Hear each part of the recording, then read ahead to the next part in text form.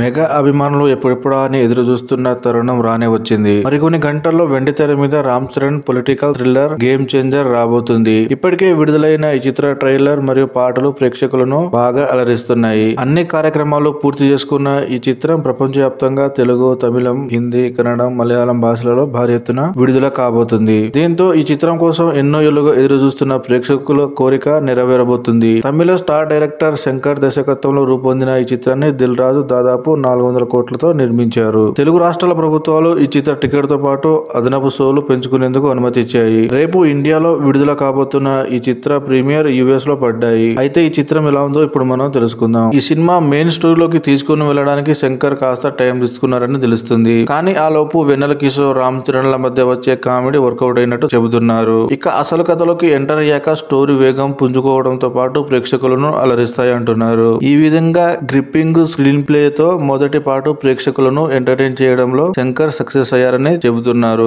ఒక solid twist తో second half పై భారీ అంచనాలు పెంచేలా చేశారు. సెకండ్ హాఫ్ లో సూర్య, రామ్ చరణ్ల మధ్య వచ్చే సన్నివేశాలు ప్రేక్షకులను ఉర్రూతలొగిస్తాయని అంటున్నారు. ముఖ్యంగా తమన్ బ్యాక్గ్రౌండ్ మ్యూజిక్ కి శంకర్ ఎలివేషన్ వర్కౌట్ అయినట్టు చెబుతున్నారు. ప్రీ క్లైమాక్స్ లో వచ్చే మదర్ సెంటిమెంట్ నెక్స్ట్ లెవెల్ లో ఉందని అంటున్నారు. అదే విధంగా అప్పన్న క్యారెక్టర్ డిజైన్ చేసిన విధానం, ఆ పాత్ర చుట్టూ అల్లుకున్న బలమైన సన్నివేశాలు ప్రేక్షకుల చేత చప్పట్లు కొట్టించే విధంగా ఉంటుందని చెబుతున్నారు. ఇంకొక ముఖ్య విషయం ఏంటంటే ఈ సినిమాలోని పాటలు వినడం కంటే విజువలైజేషన్ చాలా బాగుందని అంటున్నారు. ముఖ్యంగా జరగండి పాట విజువల్ ట్రీట్ అని చెబుతున్నారు. మొత్తానికి ఈ సినిమా చూసిన ప్రేక్షకులు పాజిటివ్ గా స్పందిస్తున్నారు. రామ్ చరణ్ నట విశ్వరూపం ఈ సినిమాలో చూడబోతున్నామని అంటున్నారు. మరి తెలుగు రాష్ట్రాల్లో ఈ సినిమా ఎలా ఉండబోతుందో మరికొద్ది గంటల్లో తెలుస్తుంది.